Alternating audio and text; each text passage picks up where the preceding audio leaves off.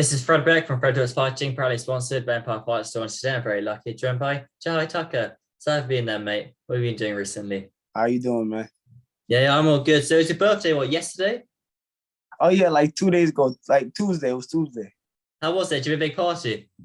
Nah, no big party, man. You feel me? It was cool. It was cool. You feel me? Just spend time with everybody. That's basically it. Yeah, that's nice. Spend time with friends and family. And then was Yeah, that quite nice just having it straight after the fight as well? Right after the fight, it was perfect because now there's no pressure for me. Any other week or any other day, I would have been in the gym. But thanks to after the fight, we get a little break, and you feel me? A couple of days go on. You have a couple of days, so it's like I got like a good celebration, like a longer celebration type of thing. Yeah, I understand. Because like, say you got your birthday before the fight, then you're like, oh, should I eat that slice of cake there or should I just leave on the side? Yeah, exactly. I got to enjoy it a lot more. But after your fight, I know you've only had 6 professional fights, but how long do you not go to the gym for after the fight? Do you keep like 1 or 2 days off, or is it straight back in on the Monday? I take a week because I train so hard. We train 10-hour days.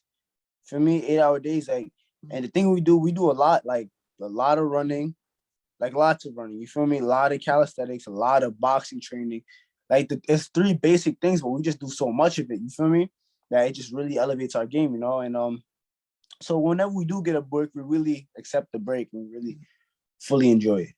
Which exercises in training do you hate the most then? Bro, I hate the most. Oh my God. I hate running the most probably. But yeah, I'd say I hate running the most. Yeah. Have you not tried doing swimming or cycling instead of the running? Yeah, I swim too and I run. We swim crazy amount, not crazy, we swim for crazy amounts of laps, yeah. And then we run however many miles, Yeah, no, must be very, very tiring. So there's a lot of hype around you right now. I was listening to a podcast yesterday, a Boston Social podcast, and they were saying they picked you as the prospect for this year. Why do you think there's so much hype around you? Man, I don't know, man. I feel like people are finally starting to fully realize my potential and finally realize what I can do, And the more and more I get opportunities to show what I can do, the more and more I'm gonna show you guys what I can do because that's what I do. Certainly, you're only 19 years old and 6-0. Yeah. And just before we touch on professional career, let me just talk about your amateur career. What can you tell me about your kind of amateur accolades and your achievements down there? And everybody says like I don't have amateur experience and stuff, but one thing I definitely do have, like I have tons of amateur experience. I mean, I have the most fights. Like I had about 36 amateur fights, but my 36 amateur fights were like way more meaningful. Like it had more meaning to them. It's more quality. It's more quality than quantity. We're saying. Yes, exactly. Like for example, most of my fights were at national tournaments. Like the last half of my fights were national tournaments. I rarely went to shows and stuff like that. I went to multiple nationals. I won a national. I won an international with Team USA. I went overseas at the Bormesia tournament. I won gold.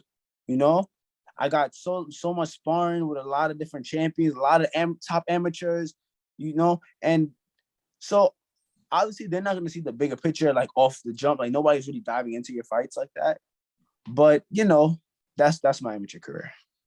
And sure. Well, say you've only had 30 amateur fights. Why did you start boxing? Yeah.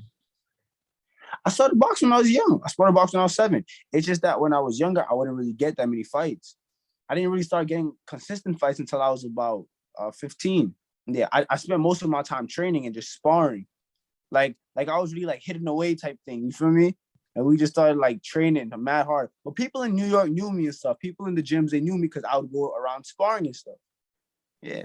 I know in England, it's quite hard for people to get fighters matched. Say you've got a number of stoppages on your record. Yeah. It's only in the championships we can really get those bouts because otherwise there are no bouts in kind of the school halls or the club shows. It's very quite hard to get because people might want to fight or not want to fight you. But you mentioned you've been sparring quite a few people. Who are the kind of the best fighters you've shared the ring with sparring wise?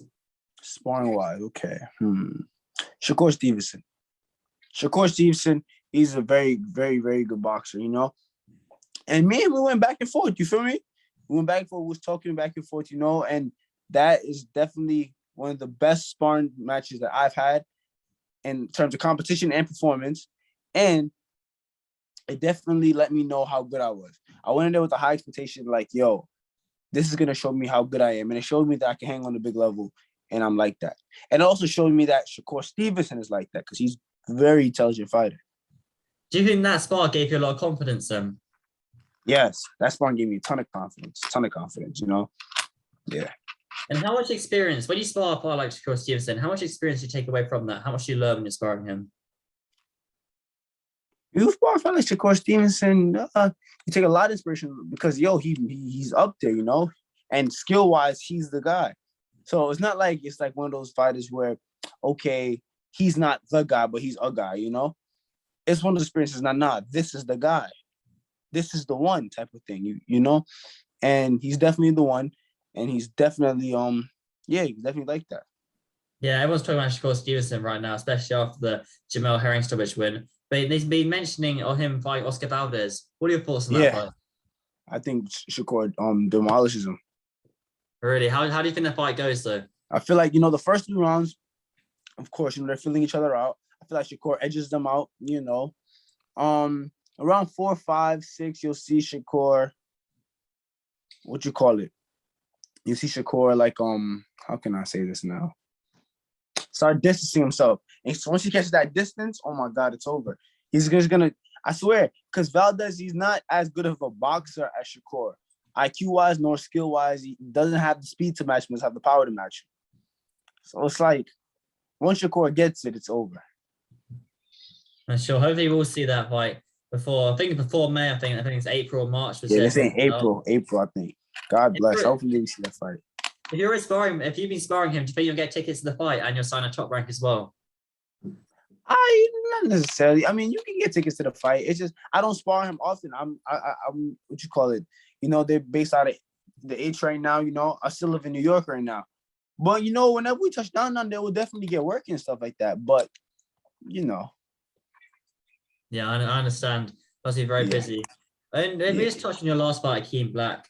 I remember I woke up the next day and when I see all over social media top ranking posting the stoppage, how did it feel to get him out of there? Because when you're such a young prospect, people want to be seeing people want to see you kind of getting the stoppages. You want to be looking good when you're fighting them. Yeah.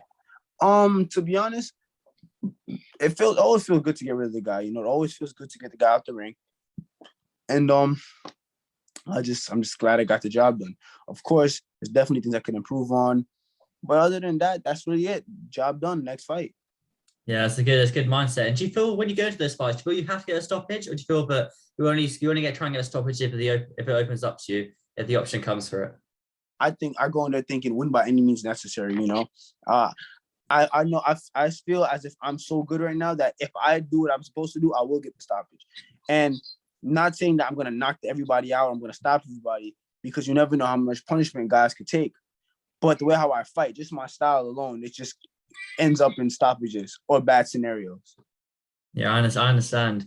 And obviously, you've got the one fight in 2022 so far. How many times, I was a prospect, you want to be keeping it active as possible. How many fights do you think you're going to have this year, being a realistic standpoint? Honestly, I'm thinking like 4 fights. 4 fights. And do you think like you'll be going up to the 6 rounders, 8 rounders at the end of the year? Do you think at all? Or do you think it's 6 rounders? Will I get out the 8 rounders and stuff? I feel like I'll be getting up to 8 rounders this year. Yes. Yeah. I feel like so, because this is my second 6 rounder just now. I think I have like 1 more, maybe, or 2, and then it's 8 rounders. And then from there, realistically, we're talking 10, 12 rounders for 2023. And that's realistic. That's championship rounds, Exactly. We don't take them hard fights. We're not running. We're taking the hard fights. And obviously, I've got to ask this question because I'm based out here over in England. Do you think you're ever going to come and fight in the UK? Of course. It's one of my biggest goals, one of my biggest dreams. Lots of American fighters say they really want to come fight in the UK. What is it about the UK that makes you want to come over here so much and fight? It's just the history of boxing, Every champion, they travel everywhere to go fight. And UK, they got mad big stadiums, historic stuff. You feel me? Yeah. Yeah, certainly. You got the O2 Arena, even Wembley, you never know. But Wembley, that's a fact. I'm sure we'll catch up soon after the next fight, but thanks so much for your time. Oh, yeah. I'll put your Instagram, Twitter, all that sort of thing in the description. Have you got any sponsors or anything else you want to shout out? No sponsors. Shout out Top Rank. Shout out J Prince Boxing. Shout out my guys, man. Shout out my parents, everybody, Shout out New York. Shout out K Morley. But for Follow me on Instagram at whois_Jahi Tucker.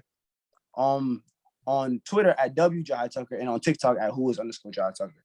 Okay, I'll put those three in the description, but I'm sure we'll catch us soon. Thanks so much for your time. I appreciate you, man. Thank you, man.